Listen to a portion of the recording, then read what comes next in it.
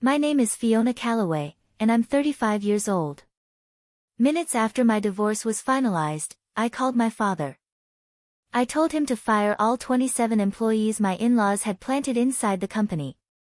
I said it standing on the courthouse steps, still clutching the manila envelope, the judge's signature barely dry on the final decree. My hands were shaking so badly I nearly dropped my phone twice before he picked up. My father, Harold Calloway, built Calloway Steel Fabrication from a single rented warehouse in 1987 into one of the largest structural steel suppliers in the region. He handed me 25% ownership on my 30th birthday, telling me it was mine to grow into, mine to protect.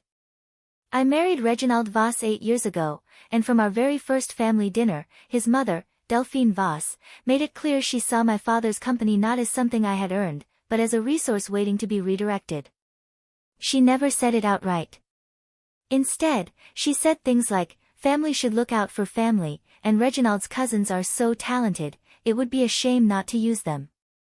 Over the years, one by one, Delphine's relatives and hand-picked associates filled positions across payroll, logistics, procurement, and even our internal audit department. My father, trusting me completely, and trusting that my marriage meant our two families were now one, approved every hire I recommended, never once questioning why so many of them shared a surname with my husband. It took me 6 years to understand what I was looking at. It started small. A missing shipment invoice here. A vendor contract that quietly changed hands to a company registered under Delphine's maiden name there. Then larger steel orders, ones that should have passed through 3 layers of approval, sailing through with a single signature from Reginald's cousin Desmond, who ran procurement. A logistics manager named Preston, another Voss relation, rerouting shipments to a secondary warehouse that, on paper, didn't officially exist within our company structure. I brought my concerns to Reginald once, gently, over dinner, and he laughed it off. He told me I was being paranoid, that I saw conspiracies where there was only family helping family. When I raised it again months later, he grew cold and distant, told me I sounded ungrateful for everything his mother had done to help our business thrive.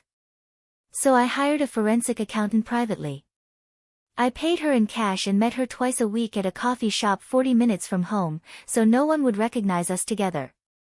What she found took 11 months to fully untangle. 27 employees, all connected by blood or marriage to Delphine Voss, embedded across every critical department of my father's company. Combined, they had siphoned off nearly $4 million over 6 years through inflated invoices, phantom consulting fees, and a shell logistics company that billed us for warehouse space that was, in reality, an empty lot behind a strip mall Delphine owned.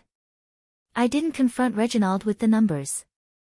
I filed for divorce instead, quietly, citing irreconcilable differences, and let the accountant's report sit sealed in a drawer until the ink on my decree was final.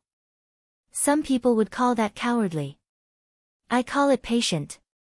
Because the moment I was legally and completely free of any tie that made Reginald's family feel entitled to protection, I could finally act without a single ounce of guilt or hesitation holding me back. Standing on those courthouse steps in my gray blazer, the one I'd worn specifically because it made me feel like the woman I was always supposed to be, I called my father and told him everything. All 6 years of it, condensed into 4 urgent minutes. I told him about the shell company, the phantom invoices, the warehouse that didn't exist. I told him to fire all 27 employees my in-laws had planted in the company, effective immediately, security escorting each one out before the workday ended. My father was silent for a long moment on the other end of the line. Finally, he said only one thing: send me the report. Within 20 minutes, our head of HR had a list. Within 2 hours, the terminations began. Thank God I did, because that same evening, while I was still unpacking boxes in the small rental house I'd moved into during the separation, my mother-in-law showed up at my door. Delphine Voss, a woman who had never once raised her voice in 8 years of forced pleasantries at holiday dinners, was pounding on my door hard enough that my neighbor's porch light flicked on. When I opened it, she was already yelling before I could say a word, her face red, her voice cracking with a fury I had never seen from her. demanding me to reverse every single termination immediately, or she promised in front of God and my new neighbors, that I would regret ever being born into a family that dared to touch what she considered rightfully hers. I stood in my doorway in the fading evening light, watching Deline Voss shake with a rage I had spent 8 years carefully avoiding, and for the first time in our entire relationship, I felt nothing but calm. "You need to leave my property," I told her, my voice steadier than I expected it to be. She laughed, a sharp, bitter sound, and told me I had no idea what I had just done. That Reginald's family had built half of what my father called his company. That those 27 people had families of their own depending on those paychecks. Families I was now, in her words, starving out of spite. I told her the only thing anyone had been starving was my father's business slowly, deliberately for 6 years, and that the forensic report sitting in my lawyer's office proved every dollar of it.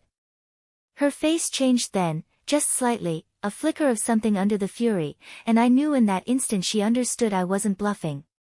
She tried a different approach after that, softening her tone the way she always did when yelling failed, telling me that Reginald still loved me, that this could all be undone if I would just reconsider the divorce, reinstate the employees, and let bygones be bygones for the sake of the family. I almost admired the audacity of it, the way she pivoted from threats to false tenderness in under 30 seconds. I told her there was no version of reconsideration available to her, that the divorce was final, the terminations were final, and that if she or Desmond or Preston or any of the 25 others wanted to contest the loss of their positions, they were welcome to do so in court, where the forensic accounting report would become a matter of public record. That was the moment she stopped yelling and started threatening lawsuits instead, promising she had connections, promising this wasn't over. I simply closed the door. The following weeks were harder than I expected. Not because I doubted my decision, but because untangling 6 years of embedded corruption meant rebuilding entire departments almost from scratch. My father brought in a steady, sharp-eyed operations manager named Thaddeus Cray to oversee procurement and logistics while we vetted new hires. And within a month, shipment delays that had plagued us for years simply vanished. Vendor costs, once mysteriously inflated, dropped by nearly 18% almost overnight. Once the shell company contracts were terminated and replaced with legitimate, competitively bid agreements, my father called me every evening that first month, sometimes just to read me updated numbers, his voice lighter each time, like a man slowly realizing a weight he'd carried so long he'd forgotten it was there had finally been lifted. Reginald called exactly once, 3 weeks after the confrontation with his mother, his voice quiet in a way I hadn't heard from him in years. He didn't defend Deline. He didn't defend the 27 names on that list. He simply asked how I was doing. And for a moment, the version of him I had married peeked through the version his mother had spent a decade constructing. I told him I was doing better than I had in years, and I meant it. He didn't call again after that. The lawsuit Delphine promised never materialized. Her lawyer, once he reviewed the forensic report my legal team shared as part of discovery, quietly advised her that pursuing litigation would only invite criminal referral for fraud. And the threats stopped as suddenly as they'd started. Desmond and Preston left the state within 2 months, and the shell logistics company Deline had used to bill us for a non-existent warehouse was dissolved before the year's end, presumably to bury the paper trail before anyone came looking too closely. My father never pressed criminal charges, not because he lacked the evidence, but because he told me plainly that watching them lose everything they'd built on stolen ground was punishment enough for him, and that pursuing anything further would only drag our family name through years of ugly headlines. I understood that, even if part of me wanted more. 6 months later, Callaway Steel Fabrication posted its strongest quarterly earnings in company history, entirely staffed by people who had earned their positions on merit rather than bloodline. My father formally named me president that spring, standing in front of the same warehouse floor where he'd started the company nearly 40 years earlier, telling every employee gathered that the company had finally been returned to the people who actually built it. I stood there in my gray blazer, the same one from the courthouse steps, and for the first time in years, I felt like the company and my life truly belonged to me.